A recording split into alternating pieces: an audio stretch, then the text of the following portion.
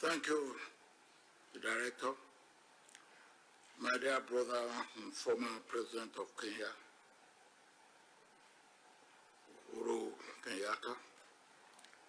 My dear sister and former Deputy President of South Africa, Ponsile Lambo Nkuga. Representative of our gracious host, the government and the people of South Africa, the Minister of International Relations and Cooperation, representatives of the Federal Republic of Ethiopia, representatives of the Tigray People's Liberation Front and the people of the Tigray region, our distinguished partners and observers in this process, the United Nations, IGAD, and the United States, esteemed colleagues from the African Union, members of the media, ladies and gentlemen. Today marks 2 years less one day since violence and war broke out in the northern Ethiopian region of Tigray. Over this period, the African Union has been persistent in seeking ways and means of bringing about peace, security, and stability in Ethiopia, and ensuring that the development and progress of Ethiopia as a wholesome and an inclusive society will not be truncated. 14 months ago, the AU Commission Chairperson, Ambassador Musa Faki Mohammed, appointed me as High Representative for the Horn of Africa to promote peace, security, and stability. Over the last 14 months, I consulted regional leaders and stakeholders within Ethiopia, within other IGAD member states, within Africa, and with development partners outside Africa. In Ethiopia itself, I visited some regions several times, while I visited Tigray region 8 times.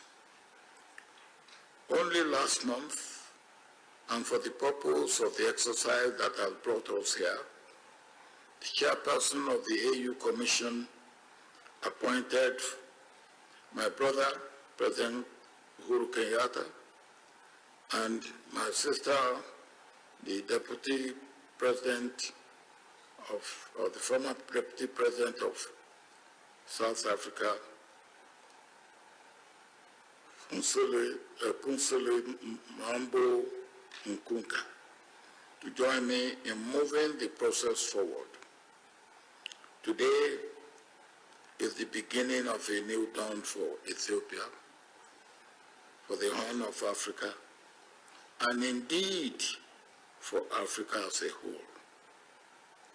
Let me hasten to thank God for this new dawn. We have seen in practice and actualization what we have tried to achieve for ourselves over the years, and that is African solution for African problems. We also see in today's peace agreement signing exercise the implementation of Agenda 2063, which embodies silencing the gun in Africa. The two parties in the Ethiopian conflict have formally agreed to the cessation of hostilities, as well as to systematic, orderly, smooth, and coordinated disarmament, restoration of law and order, restoration of services, unhindered access to humanitarian supplies, protection of civilians, especially women, children, and other vulnerable groups, among other areas of agreement. The agreement also takes care of assurance of security for all concerned within and outside Ethiopia, monitoring, supervising, verification of implementation will be carried out by the AU high-level panel. For what you have achieved, delegates from both sides, working together among yourselves, we salute you, we commend you, and we congratulate you.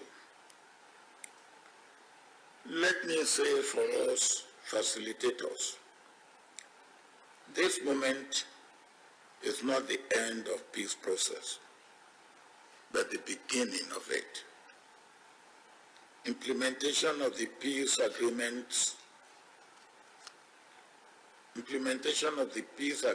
signed today is critical to the success of the process.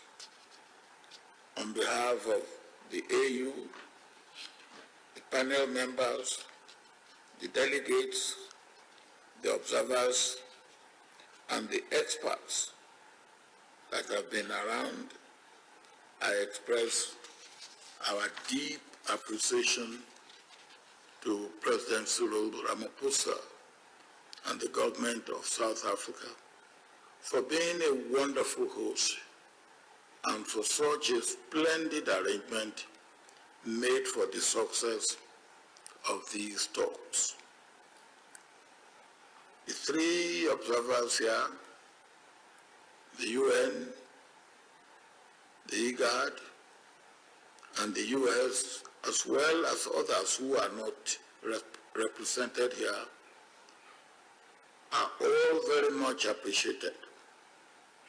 In this regard, we particularly thank the Africa Development Bank and the European Union for their financial support and the United Nations for their logistical support over the last 14 months.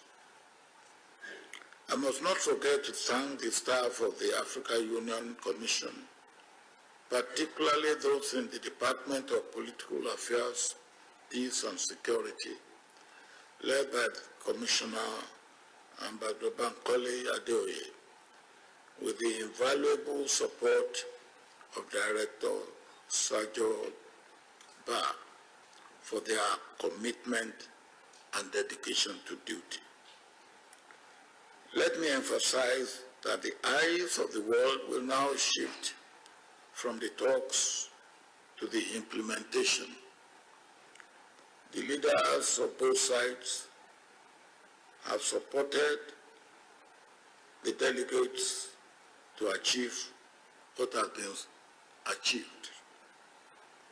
Finally, let me once again congratulate all the delegates. Well done.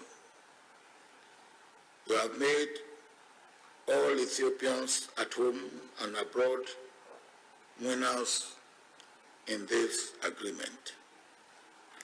Please positively move on, move up, and move forward, leaving the past behind.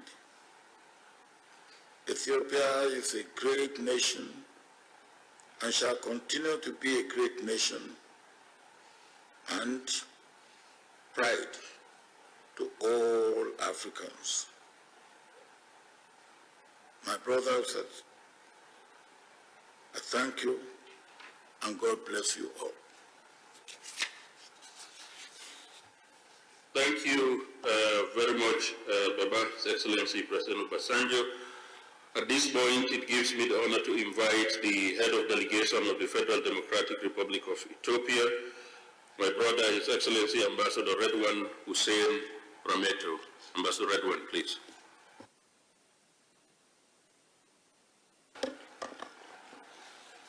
Thank you very much. Excellencies, dear friends, on behalf of the participants from the Ethiopian government in these peace talks, I would like to express our heartfelt gratitude to the African high-level panel led by His Excellency former President Oluseeguun Obaasaanjoo, the AU High Representative for the Horn of Africa, His Excellency former President of Kenya, His Excellency Uhuru Kenyatta, and Her Excellency former Deputy President of South Africa, Dr. Mzile, President of South Africa and AU member panel of the WISE. We have benefited from your immense leadership, experience and wisdom over the course of these talks and in helping us get to South Africa. In these talks, you offered your guidance and support to the two sides. We are proud that you've shown the world the reservoir of wisdom in our continent and our capacity to resolve our problems. We are pleased that you've accepted to support the implementation of the agreement we've signed today. Your work stated with the initiative of the chairperson of the African Union Commission, His Excellency Mr. Musa Faki Mohamed. We applaud his vision and leadership. Commissioner Bankole, Adoye, Dr. Alhaj Sajoba, and their colleagues deserve our appreciation for their tireless work. Our deep appreciation goes also to His Excellency President Cyril Ramaphosa, the President of the Republic of South Africa, and indeed to the people of the Republic of South Africa for their generous hospitality. We are grateful to Her Excellency Dr. Naledi Pandor, South Africa's Minister of Department of International Relations and Cooperation, for the excellent facilities she put at the disposal of the talks. We are indebted to all her colleagues for putting an extra hours to ensure the conditions are for the peace talks to continue and reach these positive conclusions. We thank the observers, Dr. Wekina Geweyo, the Secretary General of IGAD, Sana Tete, the Special Envoy for the Secretary General of the United Nations for the Horn of Africa, and Ambassador Mike Hammer, the U.S. Special Envoy for the Horn of Africa, for accompanying and supporting these peace talks. We shall count on their continued support to Ethiopia to quickly move towards rebuilding communities affected by this conflict. The level of destruction is immense, and thus that needs are massive. We thank our brothers from the other side also for their constructive engagement to allow the country to put this tragic period of conflict behind us. It is now for all of us to honor this agreement. We must be true to the letter and the spirit of this agreement. The people of Ethiopia expected more than the text of this agreement. They demand peace and harmony. They desire development. They have charted a promising and bright future. The government on its part will take various proactive measures to nurture democracy and inclusive development in the country. Our democratic institutions have started delivering tangible progress. We will continue the institutional strengthening process. We have charted an inclusive national dialogue process to put Ethiopia on an even stronger foundation. In the course of this conflict, we've also witnessed a complicated picture of the relations with various foreign actors. Our sisters and brothers from Africa remain true to their principled stance that Ethiopians must own and resolve their differences. They advised and encouraged us to reach this day. We hope others will learn that such a generous and firm direction is the one to take in dealing with such a delicate situations. Friends of Ethiopia deserve also our special thanks. It is now time to revitalize our relations with our partners and put them on a solid footing based on principles of international law governing international relations. We look forward to exploring ways of reinvigorating our ties with all our partners. We thank you all for your patience and support of Ethiopia, and I invite you to visit us and admire the wonders of our country while we keep on joining hands for our future betterment and enjoy also our hospitality of our people. I thank you very much. Thank you very much, my brother Ambassador Redwan. At this point is an opportunity to also call on my other brother, the head of delegation for the Tigray People's Liberation Front, Mr. Getachew Reda. Getachew. Thank you, Excellency, Mr. Oluseeguun Obaasaanjoo, former President of the Republic of Nigeria and Chair of the AU High-Level Panel. His Excellency Uhuru Kenyatta, former President of the Republic of Kenya. Her Excellency Madam Fuzile Mlambo, former Deputy President of South Africa. Her Excellency Dr. Pandor, Minister of International Cooperation and Foreign Affairs of South Africa. Excellencies, partners, brothers and sisters. I would like to thank the AU and the AU High-Level Panel for having conducted a successful negotiation the last 10 days. Obviously, the last 10 days were not a particularly exciting experience in the sense that there was so much haggling over what would otherwise be considered trivial issues. But ultimately, the fact that we have reached a point where we have now signed an agreement speaks volumes about the readiness on the part of the two sides to lay the past behind them and to chart a new path of peace development. Making peace obviously has proved more difficult and more intractable and elusive than presiding over the killing and destruction, the killing of women and children and destruction of property. The war in our part of the country, the last 2 years, has claimed the lives of hundreds of thousands of people and has turned Ethiopia, once in the cusp of great economic progress, into a bad parody of itself and caused tremendous suffering to the people of Tigray. Our people have been killed not only through bullets, but also for lack of food and medicine. Our children do not go to schools. Our hospitals are not functional because of the war. We have always felt this war was imposed on us, and we have always been ready to do everything in our power to stop this war.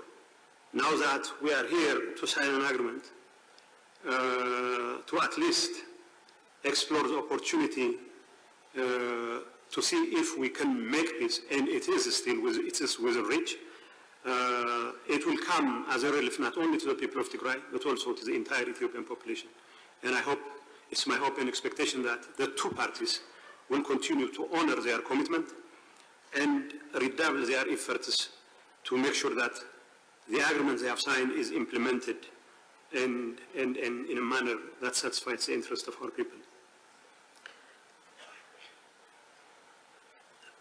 As you know, the humanitarian crisis has been particularly dire, and the fighting in the last 70 days has claimed over more lives. As we speak, as we are here ready to sign an agreement, thousands of combatants from both sides, as well as civilians, are losing their lives.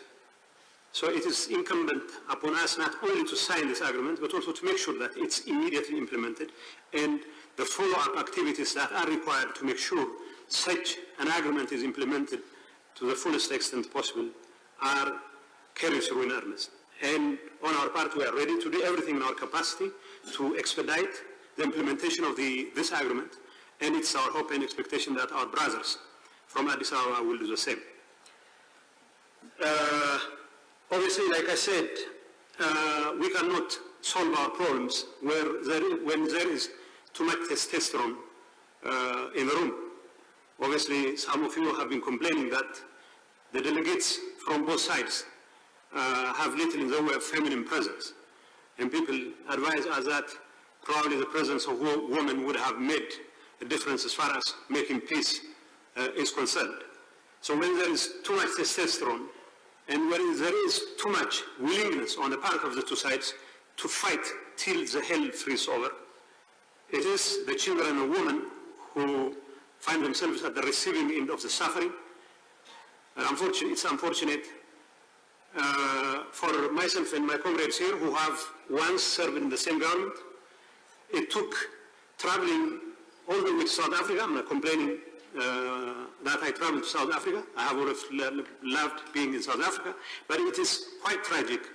It took a haggling of several months for us to come together and explore an opportunity for peace.